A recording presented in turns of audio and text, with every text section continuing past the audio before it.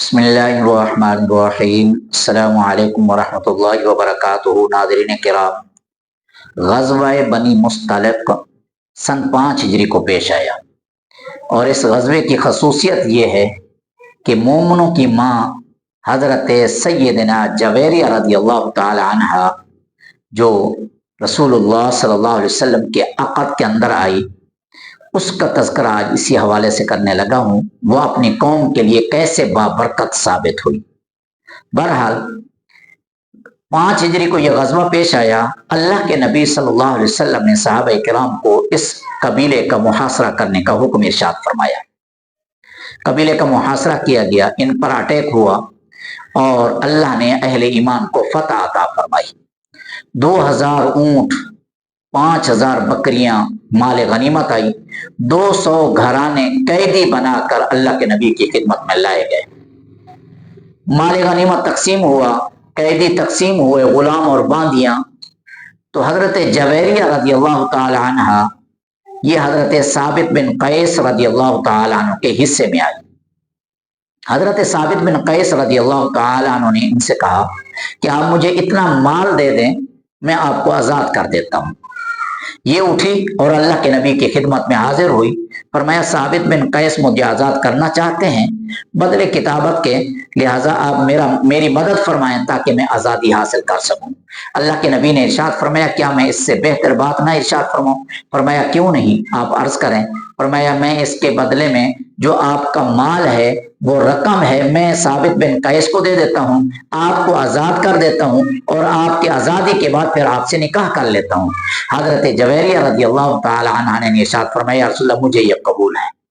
تو حضرت جویریہ رضی اللہ تعالی عنہ نے اللہ کے نبی صلی اللہ علیہ وسلم سے یہ نکاح فرمایا، اور مومنوں کی ماں حضرت جویریہ رضی اللہ تعالی عنہ بنی۔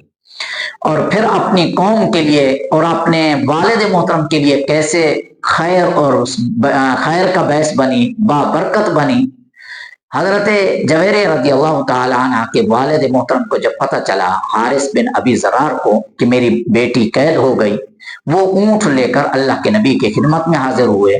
فرمایا کہ یہ آپ اونٹ رکھ لیں اور میری بیٹی کو آزاد کر دیں، اس لیے کہ میں نہیں چاہتا کہ میری بیٹی کنیز بن کر رہے۔ اللہ کے نبی نے ارشاد فرمایا میں یہ معاملہ حضرت جویریہ کے اس پر چھوڑتا ہوں، اگر جویریہ آزادی چاہتی ہے تو اسے آزادی مل جائے گی، اگر کچھ اور چاہتی ہے تو اسے وہ مل جائے گا۔ جب حضرت جویریہ کے والد نے حضرت جویریہ سے بات کی تو انہوں نے فرمایا کہ میں اس آزادی کے بدلے میں اللہ اور اس کے رسول کو پسند کرتی ہوں۔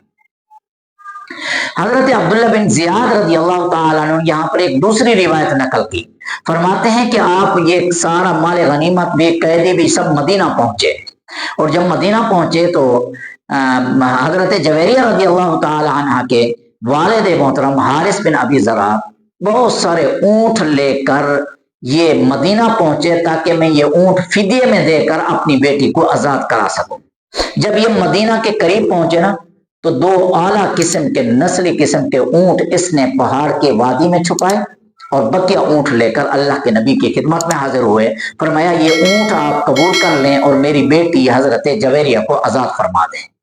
اللہ کے نبی صلی اللہ علیہ وسلم نے جو خوبصورت بات بتلائی، جو ان کے والد محترم کے بھی ایمان لانے کا سبب بنی، اللہ کے نبی نے صلی اللہ علیہ وسلم نے سب سے پہلے ارشاد فرمایا اے حارث، وہ 2 اونٹ کہاں ہیں جو آپ وادی کے اندر چھپا کر آئے ہو؟ جب اللہ کے نبی نے یہ ارشاد فرمایا تو فوراً فرمایا اشہد انک رسول اللہ، میں گواہی دیتا ہوں کہ آپ اللہ کے رسول ہیں۔ بہرحال آپ نے حضرت جویریہ سے نکاح فرمایا، اور حضرت جویریہ دیکھو اپنے والد کے لیے بھی ایمان کا سبب بن رہی ہیں، اور اپنی پوری قوم کے لیے بھی باعث بابرکت بن رہی ہیں۔ جب اللہ کے نبی نے حضرت جویریہ کو اپنے عقد میں لے لیا اور صحابہ کرام کو اس بات کا علم ہوا، صحابہ کرام کی جان ساری، اور آپ نے پیارے حبیب سے عشق و محبت کی اعلیٰ مثال قائم کی۔ انہوں نے دیکھا کہ حضرت جویریہ آپ کے عقد میں آ چکی ہیں، اور یہ بنی مصطلق والے سرکار کے سسرال بن چکے ہیں، ہیں, اللہ کے نبی ان کے داماد بن چکے ہیں, تو لہذا صحابہ کرام نے اپنے حبیب کی محبت و عشق کے اندر آ کر سارا مال واپس کر دیا اور سارے کے سارے 200 گھرانے جو قیدی بنائے گئے تھے انہیں آزاد کر دیا. حضرت عائشہ صدیقہ رضی اللہ تعالی عنہا طیبہ طاہرہ صدیقہ فرمایا کرتی تھی, جو حضرت جویریہ اپنی قوم کے لیے باعث برکت بنی ہے, آج تک میں نے کوئی عورت ایسی نہیں دیکھی جو حضرت جویریہ سے بڑھ کر اپنی قوم کے لیے باعث برکت بنی ہو.